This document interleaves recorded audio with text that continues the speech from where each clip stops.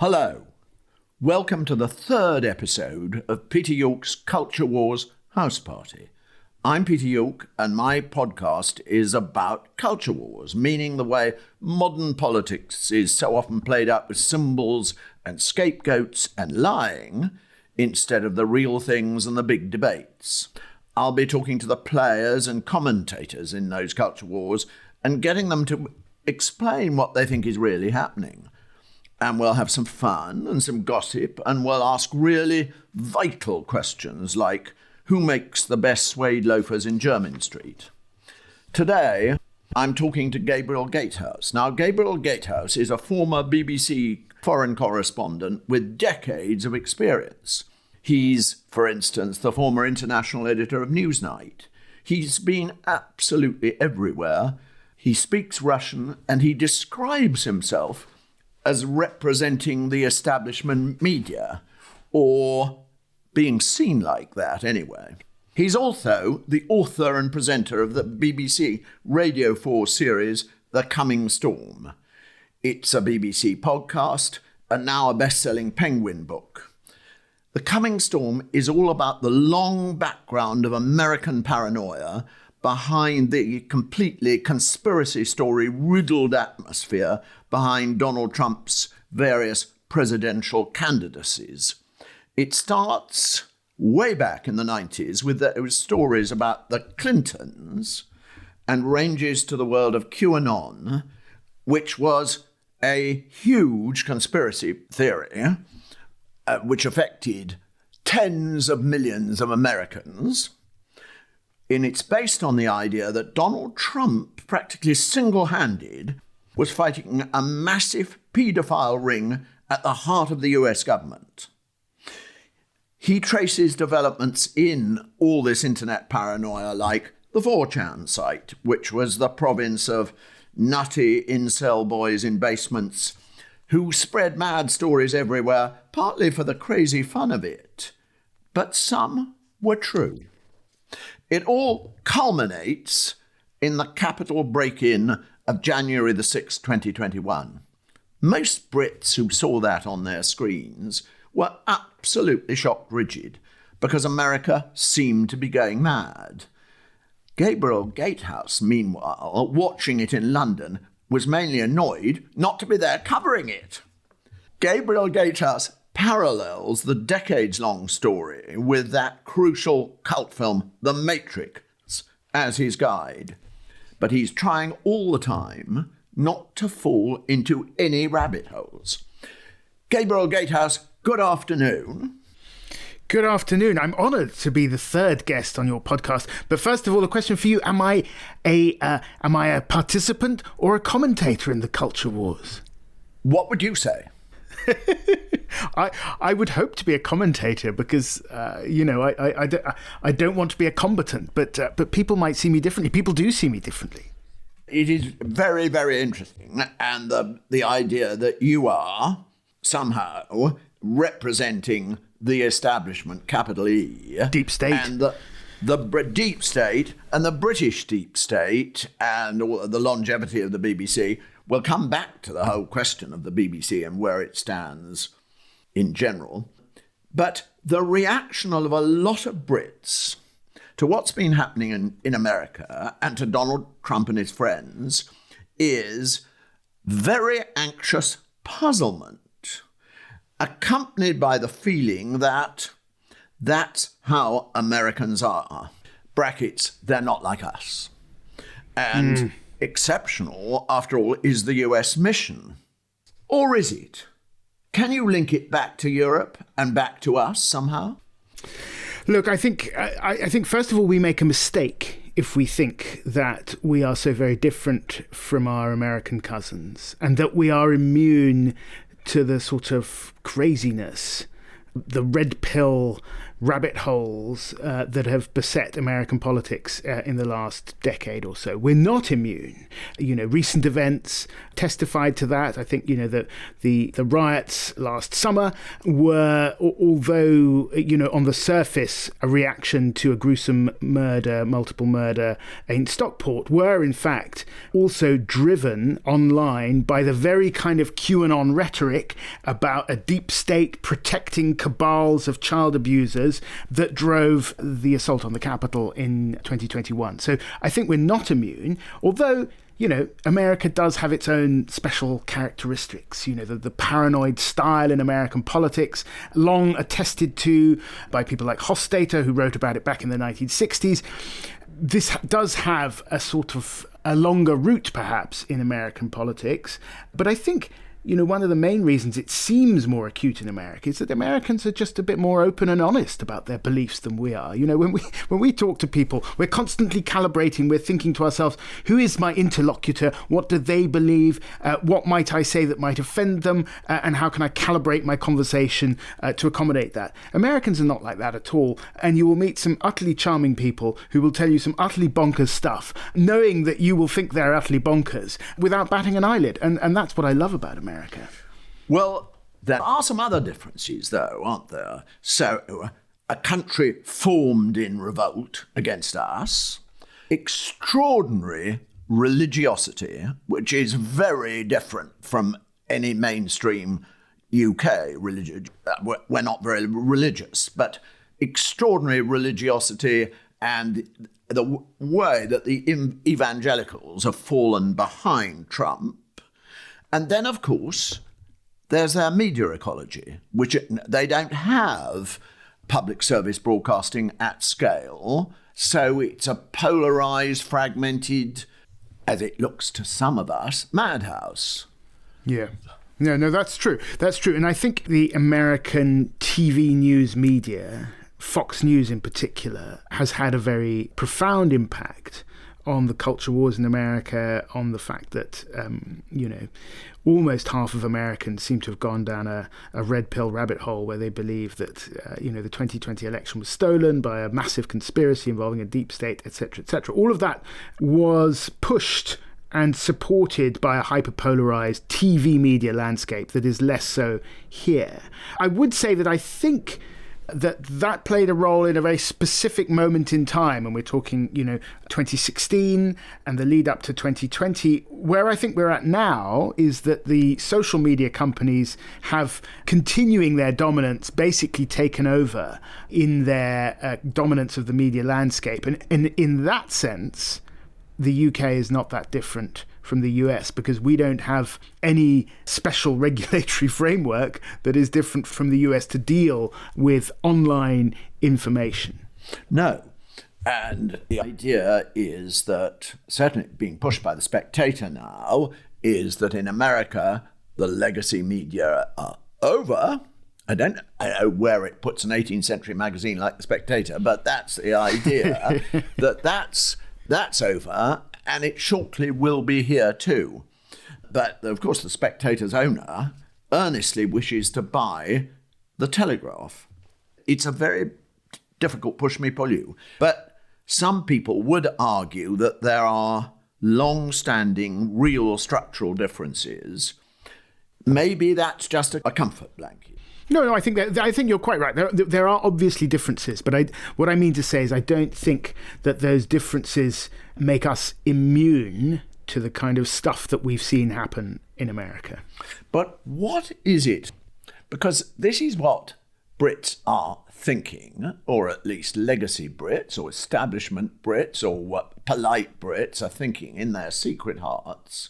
When they see Americans, they are thinking, whatever the exceptional circumstances, how can tens of millions of people believe what sound like totally preposterous ideas?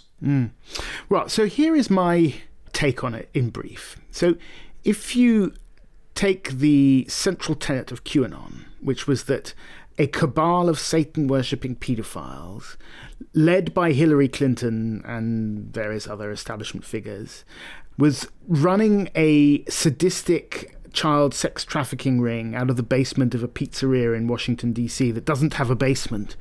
And furthermore, has co-opted thousands, perhaps tens of thousands of people from across journalism, electoral officials, the judiciary, into a giant conspiracy to steal the 2020 election. And that Donald Trump, as you said in your introduction, is single-handedly, or almost single-handedly, fighting this deep state plot. Then, of course, you think, this is complete nonsense. Where I arrived at after several years spelunking the rabbit hole was that QAnon probably shouldn't be taken literally. It should be taken as a metaphor or a parable, like a biblical story, right? What is the parable of QAnon? The parable of QAnon is that democracy, as we see it exercised, is broken. The people that you think you voted for are not necessarily the most powerful people in the country. They're not necessarily the ones calling the shots. The ones calling the shots are people whom we didn't vote for, people who perhaps we don't even know who they are, or maybe we've heard about them in the newspapers, but they're sort of shadowy figures, if you like, who are very influential and powerful in a world that is rapidly changing.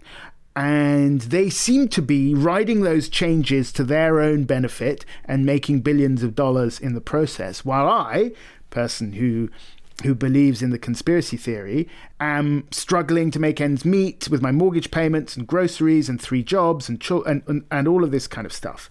And I don't think these people who I think are secretly calling the shots are working to my benefit, and I didn't vote for them. If that is the parable, then you think, well, actually, these people have a point. And that, I think, is the significance of QAnon. And that really was the whole point of The Coming Storm, was my attempt to make sense of that crazy story, basically. Wouldn't a halfway sensible and basic literacy answer to the problem you pose be Bernie Sanders? I often think in a more rational nation. I often speculate as to what would have happened in 2016 if Bernie Sanders got the nomination, not Hillary Clinton. Because actually a lot of people in that world, the QAnon world, the MAGA world, not the majority, but a significant number of people that I've met were disillusioned Bernie bros. They felt like the Democratic Party establishment had betrayed working class Americans. They felt like the Democratic Party establishment had screwed Bernie out of the nomination. Already we're kind of veering into kind of conspiracy territory. I don't see it really as a conspiracy. I see it as Democratic Party establishment favored the establishment candidate. Shock horror. It's like, tell me something else that is not surprising. But I do wonder what would have happened if Bernie'd won the nomination in 2016. I actually don't think that he would have won. I think Trump would have won anyway, because of the frightening aspect of the S word in America, socialism.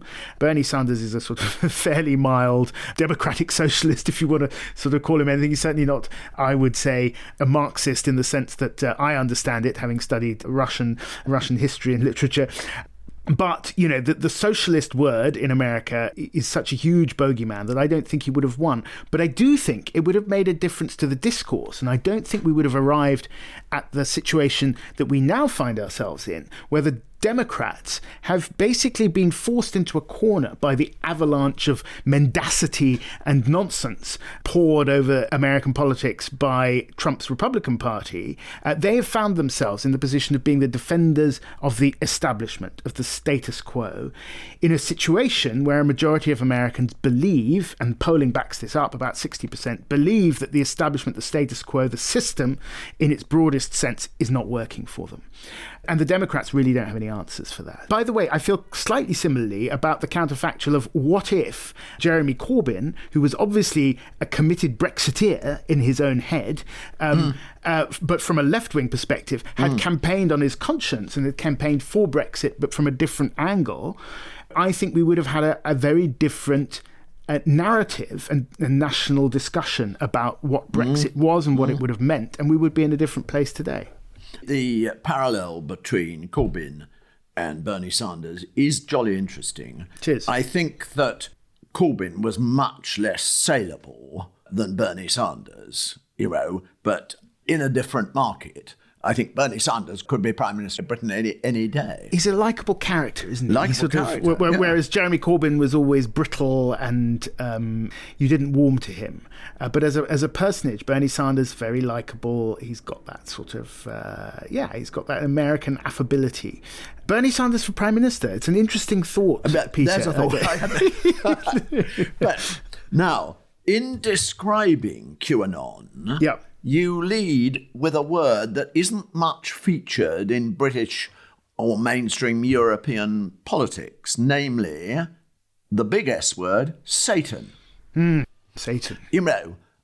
They have Satan. We don't. Nobody talks in the terminology of the Book of Revelations here, but they do in America, don't they? That's what the coming storm is like, the Book of Revelation. Well, the storm referenced in the title of the book and the podcast is taken from some of the posts on 4chan and 8chan about QAnon, where they believed a storm was coming. They believed that the cabal would be exposed with the help of Donald Trump. There would be military tribunals, and the worst perpetrators, they would be tried and executed in public executions. But of course, this has huge parallels with evangelical Christian beliefs, this idea of a great awakening, a period of tribulations, after which the righteous will be taken up to heaven, and the non-righteous will burn in hell. This was a very strong parallel and remains a strong parallel in US politics. And you're right to say that it doesn't have the same resonance over here. Again, I don't think that makes us immune to the effects of what is happening in the big picture. The second word, of course, is pedo. And pedo features in all alt-right, right-wing culture wars rhetoric. Pedos, they're the pedo idea of the pizza place, the pedo idea of practically everything you hear here, and it's, and grooming gangs in the British riots. Yeah, and now this has been around in this country long before QAnon and long before January the 6th. I remember as a Newsnight reporter, I mostly did foreign stuff, but I did occasionally go and report on Tommy Robinson and his rallies. And that narrative about paedophiles and paedophiles being protected by the organs of the state, the organs of the establishment, the BBC in particular, was already there. And of course, as with all successful conspiracy theories, there are small grains of truth that allow these narratives to thrive. So, there's the, well-known story of Jimmy Savile and the BBC and Newsnight, and which we, don't need to go over again. But, the fact remains that Jimmy Savile was a predator who was allowed to work with children, that Newsnight had the story and they didn't run it for one reason or another. That much is accepted truth. Now, having worked at Newsnight, I can tell you for certain that the reason Newsnight didn't run the story is not because there was an establishment attempt to cover up his mendaciousness. It was more out of editorial cowardice, I think, than anything else. But, again, the quote-unquote grooming gangs story is true, that there were gangs of men, and possibly still are gangs of men, who over the past decade and more were operating in towns across England and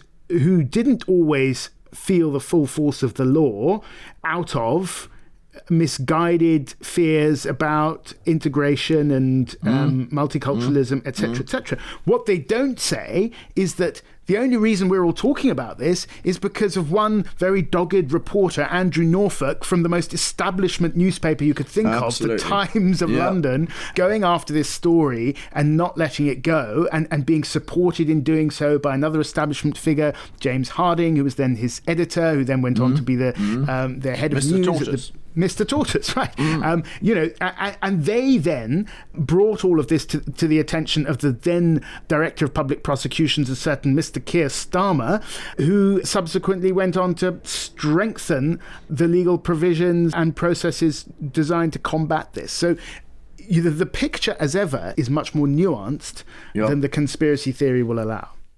Now, in the telling of this tremendous story, I think The Coming Storm is a tremendous story. That's very kind of you to say. And you and your producer, Lucy Proctor, yes. She's Get 50% of everything. On the edge of our seats. And there's fantastic, I have to say, music too. Yes. Very dramatic. Da, da, da. And in the long background, and from what you've said in later interviews, you have suggested that, mad as they may sound to Europeans, you've learned a hard lesson by seeing The Shaman and thinking, this is too crazy for British TV, and not interviewing him. The shaman in question is the guy who turned up at the Capitol riot, bare-chested in fur with horns on his head.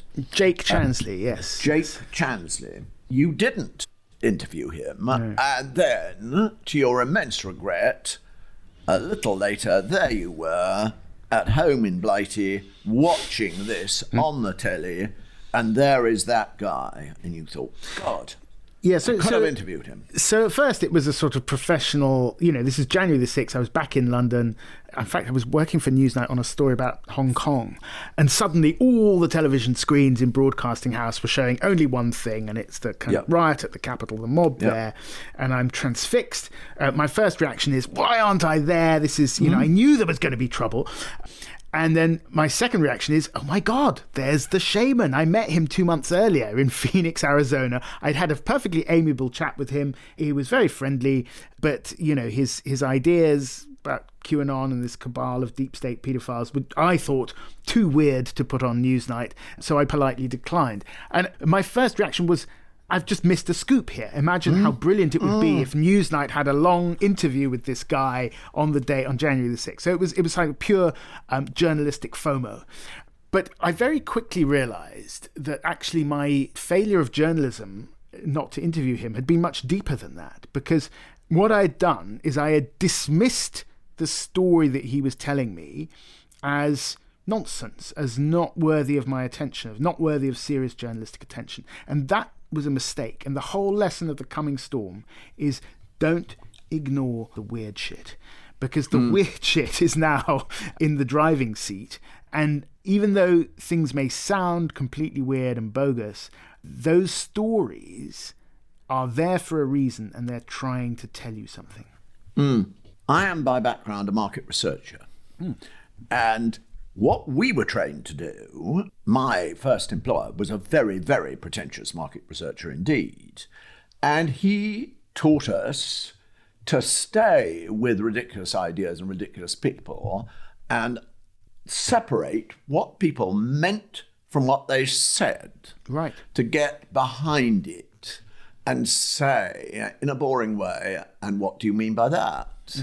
And to use non-directive questioning and projective questioning. Why do you think President Trump does what he does? Why do you think these wicked pedos do what they do? And out of that, eventually would come something approaching the truth of what appealed to people about what sounded like mad stories. In the same way that I've got a friend who says that she is convinced, quite simply, that an enormous part of the appeal of Trump is that he's horrible to people and they like the nastiness. It's not a matter of holding your nose because he may save your bill at Walmart from inflation, but actually thinking, I like him doing over those people. I like him being extraordinarily catty. I think that's the right word. Did you read Caitlin Moran's story? I didn't. About Trump being the first female president? I didn't, but what a great take. The way he looks and the things he says, which are extraordinarily catty about women. constantly. Yeah. Again Or not and just again. women, but, Everyone. Marco Rubio. Do you remember in his when Little he was first Marco. Little Marco with his little hands. All of those kinds of things. Look, I think that's absolutely right. I mean, there are lots of reasons why people vote for Donald Trump, and I should say that I've met lots of these people. I like a lot of these people. I don't think these people are dumb per se. They're absolutely not. They're intelligent, thinking, decent, good people, right? So we should get that out of the way first of all. By the way, I was up in Birmingham a couple of days ago giving a talk again on this subject, and I met a couple of local councillors, and they said during the Brexit referendum they were campaigning for Remain, and they were going door to door, and this woman, she met a woman on the doorstep, and she said, look, Brexit, the only upshot of Brexit is it's going to make us all worse off, and it's going to make it harder for all of us to travel. And the woman said, yeah, exactly. And then you'll be just like me. Oh. So I think there's they're really capital L levelers. Yeah, exactly levelers. And, on the subject of Donald Trump, I think what people who, and the polling suggests that, again, the significant majority of Americans believe that the political system is corrupt and broken. And they're not really wrong in that sense. That the amount of money that gets poured into American elections in the billions of dollars, a lot of it dark money from companies and corporations whose identities we don't know, but we can be pretty sure that they're getting something in return. So in that sense, they're not wrong. They believe that the American system is corrupt. And Donald Trump is open and honest about it. There he goes, he brings on Elon Musk. Elon Musk gives him $250 million for his election campaign. And what does Donald Trump do? He says, well, I used to be against electric cars, but now I'm for it because Elon's given me lots of money. And people say, right, here's a man who's telling us how it is. It's engaging, it's non-hypocritical and all that stuff. And we are obviously a hypocritical and rather contained nation. So we don't immediately cleave to that. So is Tommy Robinson and those riots, I mentioned Tommy Robinson because of his fantastic American connectivity. Yes. And that was going on at least 5 years ago, because when I was in America in 2020, when I was there, well, slightly less than 5 years ago, a little over 4 years ago, when the Stop the Steal movement first started, I went to the home of one of the organizers in Arizona, and she opened up her computer. She said, oh, I love the Brits. You've got that great guy, Tommy Robinson. And she opened up her computer, and it was just full of Tommy Robinson videos. Well, I knew, don't press me on this, but I know slightly some Brits who used to work for Tommy Robinson and have now recanted from it. Okay. And they said when they were working for Tommy Robinson, they accompanied him to America, where they met people like Alex Jones, and they became a sort of go-to comms group for people in that world. And they realized that there were people who supported Tommy Robinson were old, rich, paranoid Americans who weren't very keen on Muslims. But that was where the money came from. I wasn't as analytical as this, but I did notice when Tommy Robinson first came into our world, he was wearing a Gucci belt. You have sharper eyes than me. He was wearing... Or perhaps just a better eye for fashion. The twin Gucci belt, which is saying, I've got a bit of money and a bit of style, me. And that was something that connected him to rich Americans. But certainly the story was that rich Americans helped Tommy Robinson considerably from the word go. Yeah, and it's interesting, isn't it? Because, we saw recently Elon Musk publicly ditching his support for Nigel Farage and saying, we should throw our support behind Tommy Robinson and let him lead the Reform Party or something like that. I mean, I was personally very heartened by those remarks because, I think if Elon Musk's grasp of the dynamics of British politics is so feeble that he thinks that Tommy Robinson is a greater electoral asset than Nigel Farage, then thankfully he's completely out of touch and we may be safe from his obvious attempts at meddling. Now, how important is Elon Musk in the great scheme of things? We're very conscious of him because he's declared war on Great Britain and Northern Ireland. He may forget about it in 2 days, but how important is he, and where is he really coming from? Well, this is a very interesting question. A, you're right, he may forget about it in 2 days. B, he and Donald Trump may fall out in 3 days because, two giant egos occupying one Oval Office is obviously a recipe for disaster. But setting those things aside, I do think that Elon Musk is very important and very influential for 2 reasons. One is that he is obviously an absolutely brilliant figure, right? He obviously has huge drive. He has a high appetite for risk and gambling, and his gambles have a habit of paying off, right? That is absolutely clear. Whatever you think of his politics, it's absolutely clear from all of his business activities.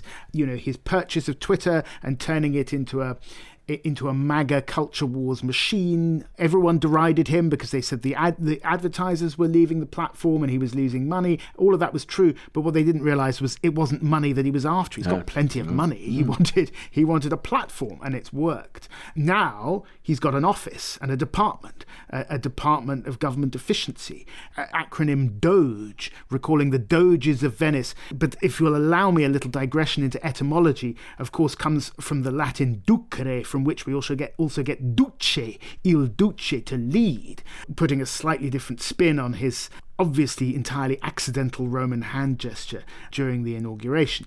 Anyway, setting that aside, Elon Musk comes out of this very weird world of science fiction inflected tech entrepreneurs that emerged in the 1990s out of movements called the cypherpunks and the extropians, who believed they were techno-optimists, and they believed that technology would change everything. It would overthrow governments as we know it. They're all libertarians and anarcho-capitalists. It would overthrow governments as we know it. We would cheat death. Technology would allow us to live forever. We would colonize the cosmos. Cryptocurrencies would bring down all the central banks, and there was going to be a new world order. This world order was somewhat described by William Rees-Mogg, father of Jacob, in his work The Sovereign Individual, 1997, a dark but prescient work of how the internet is changing our world. Give it a read if you're interested. So Elon Musk's attempts to colonize Mars, it's all part of a piece with this idea that government per se and government regulation is a bad thing, and we should try and reduce it as much as possible, if not get rid of it altogether. And that, I'm not saying that this is Elon Musk's professed ambition, but certainly within this movement, and other people in this movement include people like Peter Thiel, the financier and Silicon Valley investor. They have quite openly said this. Peter Thiel has said that he doesn't believe that freedom and democracy are compatible anymore. He has said that the great thing about technology is that technology at its best is not subject to democratic control, i.e., with a piece of tech you can change the world, and I'm quoting him, without having to ask anyone's permission. And this, I think, is what Elon Musk and Peter Thiel want to do, and they have hitched themselves to the Trump movement, the MAGA movement, but really they're cuckoos in the nest. And their vision of America, of how to make America great again, is a sort of libertarian post-nation state vision of what America is. And it doesn't accord with the sort of Steve Bannon nativist Trump 1.0 vision at all. And we're already seeing big cracks in that coalition.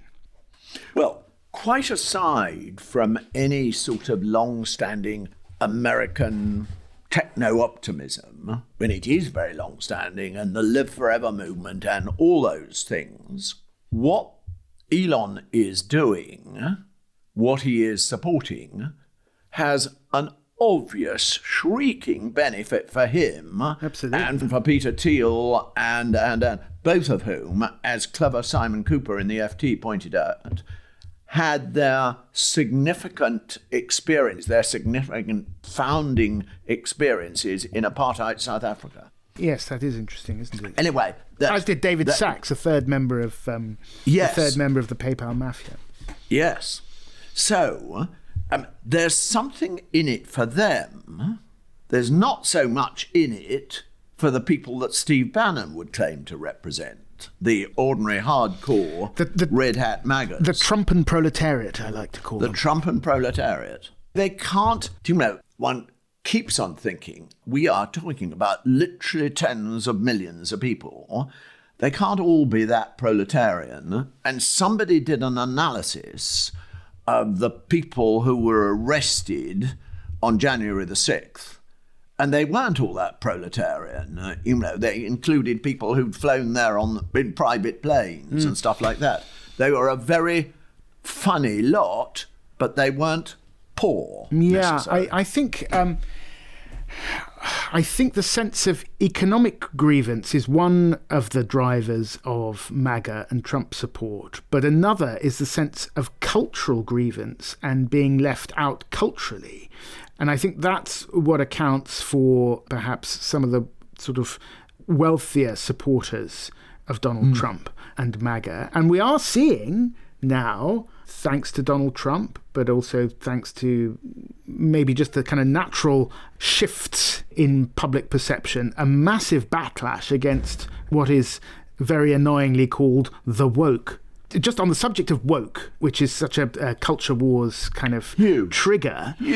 Of course, you know where it comes from. It comes from the Black Lives Matter movement, and it was about waking up. Wake up, guys, to the fact that you continue to be exploited. You continue to have fewer economic and work chances, etc. Wake up. Now, what is the difference between the woke waking up and the red pill, which is the kind of MAGA? They are both this idea of open your eyes. To quote the Matrix, Morpheus in the Matrix says to Neo, the character played by Keanu Reeves, he says, I offer you two pills. You take the blue pill, you wake up in your bed and you go back to your old life. You take the red pill and you see the world. And I show you how deep the rabbit hole goes. You see the world as it really is. So the idea of woke and the red pill are both the same idea. It's about waking up to this sense that the forces that you think are around you are actually malign, are controlling you. The ones that you thought you controlled, it's actually the other way around. They're both the same thing. They're just coming from a different end of the political spectrum. How then has woke been presented everywhere, here certainly, and in America? Because if you look at the inauguration speech, he ticks off every woke thing, trans in the army, immigration, critical race theory, the lot. How did that become such a feature of the debate? Once upon a time, there was an economic debate, there was a power debate, there was a unionism debate, all those things. Then how did identity politics become such a feature of it all? And was it the fault of their actual proposers, the people who are leading all those allegedly woke things? Or is it the power of very, very inventive think tanks and people like that, people who have blown up the idea of woke? I think it's a bit of both, right? I mean, identity politics came from the liberal left. Not really the left, I would say, because the left has always been suspicious of identity politics. But it came from the liberal left, the sort of New Labour, Clintonite left in the age of multiculturalism and all of that kind of rosy optimism of the 1990s. And it has its flaws. And it has been, if you, a critique of identity politics from the left is that it silos everyone into increasingly tiny and more and more specific minority boxes. Everyone is fighting each other, and what you really need is class solidarity and intersectionality and all the rest of it, so that you can fight the real enemy, which is the corporate behemoths that are screwing you over. That's the sort of critique of identity politics from the left. That didn't really gain any traction throughout the 90s and noughties. Liberalism in all its forms won the day, but the right realised, I think in the run-up to Trump and then during Trump, how powerful identity politics was, and they started to use it themselves. And that then led into this kind of movement of white grievance and the left behind and all of that. And then, hey presto, the stage is set for a massive culture war, which thankfully is keeping you employed and possibly me as well. But is very, very toxic to our political culture and is a massive distraction from, as you said, the real issues of economics and the other things that really affect people's lives.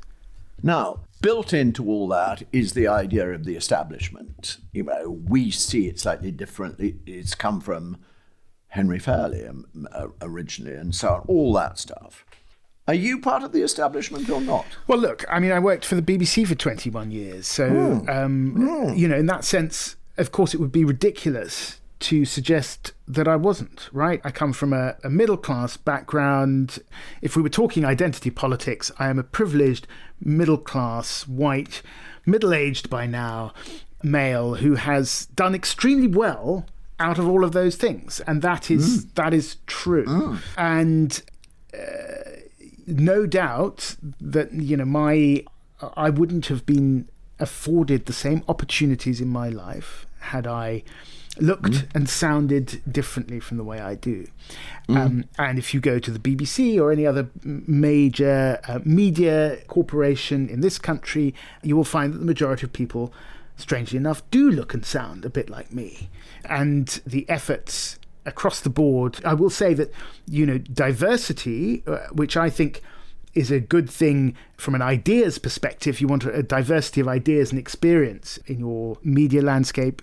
But, diversity in the media is much, much worse than it is in many other areas of the professions, despite the fact that the media sort of professes to be very worried about it and blah, blah, blah. So there's hypocrisy there. The BBC, of course, is the establishment. There's no two ways about that. The BBC is sort of congenitally bound, is doomed to constantly try to find the centre ground and indeed to try to divine what it is that the establishment wants, the kind of shifting sands of the establishment, and to try to steer its ship exactly through the middle of that. And that's a very hard thing to do, and that's why the BBC quite often gets into trouble. But yeah, I mean, yes. The short answer to your question is yes. Where do you think the BBC's at now? You've been out of there for, 2 years? Yeah. But you're still as it were, supplier. You're indeed. A supplier, yes. But I don't want to bite the hand that feeds. No. Look, I think... Where are they now? Where are they? I mean, the BBC are in a difficult place, both because of the economics of the media, which is changing, and question marks over how the licence fee will continue. Setting aside the ideology and the fact that there's a whole section of the other establishment media in this country, i.e. the Daily Mail and the Murdoch press, which would like to see the BBC cut down to size. Or smaller. Or smaller still. Yes, tiny. About the size of PBS. Yeah. Aside from all of that, the vast changes in the media landscape and how people consume their media obviously raises the question of how you fund this through a television license fee when people aren't paying, aren't watching television anymore. So I think that is a problem.